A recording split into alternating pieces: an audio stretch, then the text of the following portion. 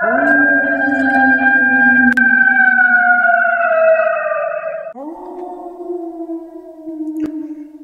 Viewers, আপনারা সবাই কেমন আছেন?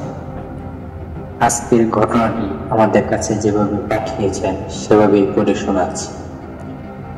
চলুন সরাসরি ঘটনায় চলে যাই।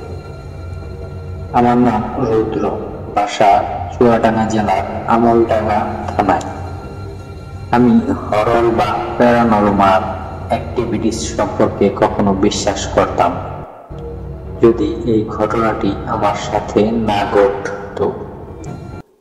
28 ফেব্রুয়ারি 2016, সেই আজ থেকে প্রায় কয়েক বছর আগের একটি ঘটনা, আসলেই একটি দুর্ঘটনা। সেদিন আমার বন্ধু আর আমি দুজনে মিলে ঠিক করেছিলাম মাছ ধরতে যাব। তো যেই বাবা সেই কাজ। টাইমটা ঠিক করা হলো ঠিক ভোর 4:30টার সময়। আমার বন্ধু শাহেদ রাতে ডাক দেওয়ার সাথে সাথেই আমার ঘুম ভেঙে গিয়েছিল। আমার মাছ ধরার খুব শখ ছিল, তো সেই কারণে উত্তেজনায় সারা রাত ঘুমাতে পারি। আমি দরজা খুলেই হাঁটা শুরু করলাম তার সাথে। আমি শুনেছিলাম যে গভীর রাতে কেউ যদি ডাকে তাহলে 3বার ডাকার পর সাড়া দিতে হয়, কিন্তু আমি এত কিছু না ভেবে তার সাথে হাঁটা শুরু করছিলাম। রাস্তার চলার সময় ও শুধু আমার পিছনে পিছনে হাঁটছিল। আমি যতই বলছিলাম আমার সাথে আসতে, কিন্তু সে আমার কোনো কথাই শুনছিল না। আমরা গ্রামের মাঠে আইল ধরে হেঁটে যাচ্ছিলাম। আমরা হাঁটতে হাঁটতে গ্রামের ছোট একটা পুকুরে পৌঁছালাম। পুকুরটাই শুধু কাদায় ভর্তি ছিল আর অল্প কিছু পানি ছিল, তাই হাতড়িয়ে হাতড়িয়ে মাছ ধরা শুরু করে দিলাম। আমি অনেক মাছ পাচ্ছিলাম আর আমার খালইয়ে রাখছিলাম, কিন্তু কিছুক্ষণ পর হঠাৎ দেখি যে আমার ঝাঁপিতে শুধুমাত্র 2-3টা মাছই আছে। আমি মাছ ধরতে ধরতে দেখি আমার পিছনে থাকা আমার বন্ধু রবির যে পিসারটা, সেই ঝাঁপি থেকে একটা করে মাছ ধরছে আর গিলে ফেলছে। এটা দেখে আমি অনেক ভয় পেয়ে ওখানেই থেমে যাই। চারদিকে অনেক জ্যোৎস্নার আলো থাকায় আমার কিছুই বুঝতে অসুবিধা হচ্ছিল না। আর তার পায়ের দিকে চেয়ে দেখি তার দুটো পাই উল্টো। তারপর আমি আবার তাকে কিছু বুঝতে না দিয়ে চুপ করে মাছ ধরতে থাকলাম আর আমার হাতে থাকা বল্লমটা সুযোগ বুঝে তার দিকে ছুঁড়ে মারলাম। কিন্তু বল্লমটা তার গায়ে লাগলো, কেমন যেন হাওয়ায় ভেসে গেল। সেই যেন হাওয়ায় মিলিয়ে যাচ্ছে এরকম একটা। তারপর কিছু না ভেবেই দৌড় দেওয়া শুরু করলাম, কিন্তু সেই পিশাচ আমার বন্ধুরূপে যে আমায় ডেকে নিয়ে এসেছিল, সে আমার পিছন থেকে ডাকতে শুরু করে।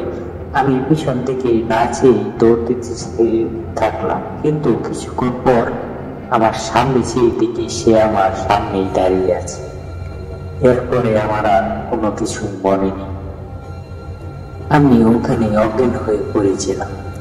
তার কিছুক্ষণ পরে আমার যখন জ্ঞান ফিরে, তখন আমি দেখি যে আমি একটা খালের পাড়ে পড়ে আছি। আমি নড়তে পারছিলাম না এবং কোনো কথাও বলতে পারছিলাম। হঠাৎ সামনে চেয়ে দেখি কালো রঙের লম্বা চুলওয়ালা একটা মেয়ে মাটি থেকে একটু উপরে হাওয়ায় ভেসে আমার দিকে আসছে। তার মুখের দিকে চেয়ে দেখি তার চোখ দুটো অনেক বড় বড় এবং লাল রঙের। তার মুখে অনেক কাটা এবং সেলাইয়ের দাগ। আমি চেয়ে দেখি তার সেই কাটা শরীর দিয়ে এখনো রক্ত পড়ছিল। সে আমার কাছে এসে বিভৎসভাবে বলল যে আমি আরো মাছ খাবো, এখনই এনে দে, যদি না এনে দিস তোর রক্ত খাবো। আমি একথা শুনে অনেক ভয় পেয়ে গেলাম, কিন্তু আমি নড়তে চেষ্টা করছিলাম, কিন্তু কোনোভাবেই নড়তে পারছি না। আর আমি কোনো কথাও বলতে পারছিলাম। আমি অবাক দৃষ্টিতে অনেক ভয়ে শুধু তার মুখের দিকে চেয়েছিলাম।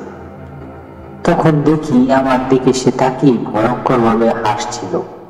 এর মধ্যে আমার মনে হলো যে আজ মনে হয় আমি এখানেই মরে যাব। বাঁচার আর কোনো রাস্তাই পাচ্ছিলাম না।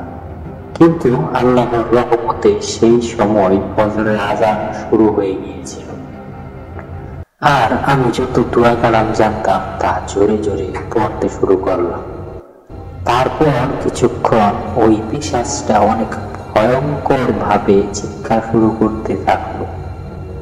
চিৎকার করতে করতে সে এক সময় হাওয়ায় মিলিয়ে গেল।